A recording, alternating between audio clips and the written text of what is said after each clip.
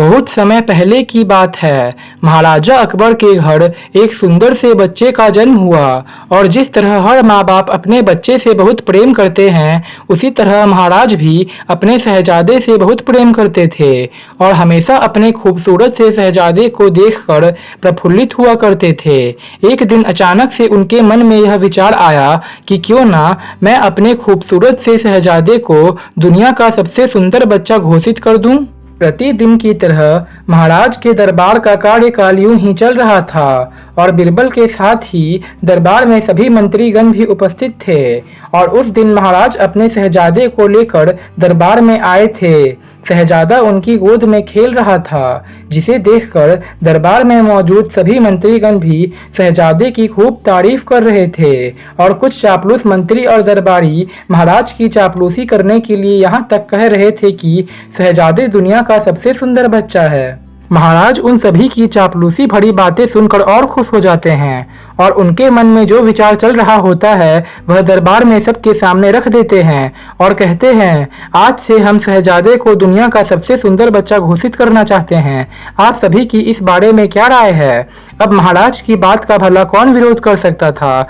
सभी अपनी मंजूरी चुपचाप दे देते हैं, लेकिन बिरबल कुछ नहीं बोलते हैं और चुपचाप शांति से बैठे रहते हैं। बिरबल को चुपचाप यूं शांत बैठा देख महाराज उससे पूछते हैं, तुम क्यों चुप हो बिरबल? तुम्हें क्या इस बारे में कुछ नहीं कहना है? उनकी बात सुनकर बिरबल कहते हैं, गुस्ताखी माफ हो महाराज, हमारा शहजादा वाकई में बहुत सुंदर बच्चा है, लेकिन मेरे ख्याल से शहजादा दुनिया का सबसे सुंदर बच्चा नहीं है। महाराज उसकी बातें सुनकर कहते हैं, तुम्हारे कहने का क्या मतलब है कि शहजादा सुंदर नहीं है? पर कैसे? बिरबल कहते हैं, महाराज मेरे कहने का मतलब यह नहीं है कि शहजादा सुंदर नहीं है, लेकिन इस दुनिया में और भी तो सुंदर बच्चे होंगे। महाराज कहते हैं, बिरबल अगर ऐसी बात है तो तुम्हें उस बच्चे को हमारे समक्ष लेकर आना होगा जो दुनिया में सबसे सुंदर बच्चा है। हम भी उसे देखना चाहते हैं। बिरबल कहते हैं, ठीक है महाराज, मुझे कुछ दिनों का वक्त दीजिए, मैं उसे ढूंढकर आपके समक्ष ले आऊंगा।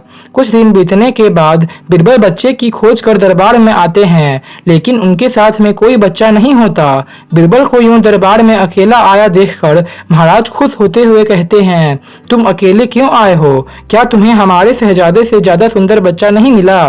बिरबल बोलते हैं, नहीं महाराज, ऐसी कोई बात नहीं है, मैंने सबसे सुंदर बच्चा खोज लिया है। महाराज उसकी बात सुनकर कहते हैं, अगर बच्चा तुम्हें मिल गया है तो तुम उसे दरबार में क्यों नहीं लेकर आए? बिरबल कहते हैं, महाराज मैं उसे दरबार में लेकर नहीं आ सकता, किंतु मैं आपको उसके पास लेकर जरूर जा सकता हूँ, लेकिन उसके लिए हमें वेश बदल कर वहाँ जाना होगा। महाराज कहते हैं, ठीक है, तो हम कल सुबह ही वेश बदल कर उस बच्चे को देखने चलेंगे। अगली सुबह बिरबल और महाराज दोनों उस बच्चे को देखने के लिए निकल पड़ते हैं।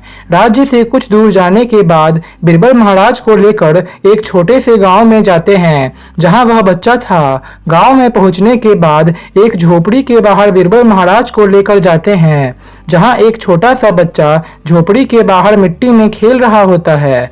बिरबल उसे देखकर कहते हैं, महाराज यह वही सुंदर सा बच्चा है। उसकी बातें सुनकर महाराज गुस्साते हुए कहते हैं, तुम्हारी हिम्मत कैसे हुई कि तुमने एक झोपड़ी में रहने वाले बच्चे के साथ मेरे शहजादे की तुलना कर दी और इस बच्चे को तुमने दुनिया का सबसे सुंदर बच्चा बता दिया। महाराज ने इन बातों को इतनी जोर से बोला कि सामने खेल रहा वह बच्चा उनकी क्रोध भरी बातें सुनकर डर जाता है और जोर जोर से रोने लगता है। उसके रोने की आवाज सुनकर बच्चे की माँ तुरंत ही बाहर निकलकर आती है और गुस्से में कहती है, तुम्हारी हिम्मत कैसे हुई मेरे बच्चे को बदसूरत कहने की? दफा हो जाओ यहाँ से, अगर यहाँ दोबारा दिखाई दिए तो मैं तुम्हारी हड्डी पसली एक कर दूंगी।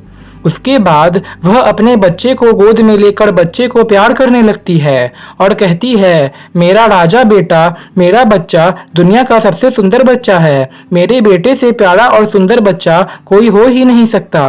बिरबल कहते हैं, देखिए महाराज, अब आपको शायद सब समझ में आ गया होगा कि मैं क्या कहना चाहता हूँ। महाराज कहते हैं, मैं अच्छे से समझ गया हूँ बिरबल कि तुम क्या कहना चाहते हो और तुम्हारे कहने का मतलब क्या है।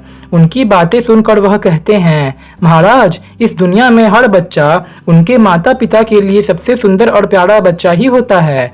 मैं तो बस इतना कहना चाहता हूँ कि आप शहजादे को अच्छी तालीम और अच्छी परवरिश दें और उसे वाकई में दुनिया का सबसे खूबसूरत, प्यारा और अच्छा बच्चा बनाएं और चापलूसी से हमेशा दूर रखें।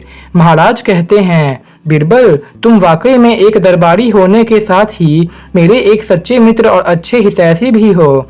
तुम एक वफादार सेवक हो और बिना डरे हमेशा सच कहते हो। आज तुमने मेरी आंखें खोल दी। फ्रेंड्स, अगर जीवन में तरक्की करना चाहते हैं तो हमेशा चापलूसी और चापलूस लोगों से बचकर रहना चाहिए और सच बोलने वालों पर भरोसा करना चाहिए।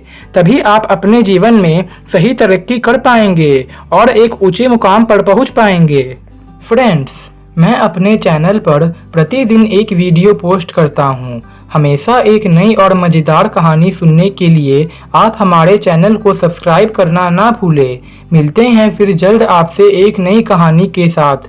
तब तक के लिए गुड बाय फ्रेंड्स।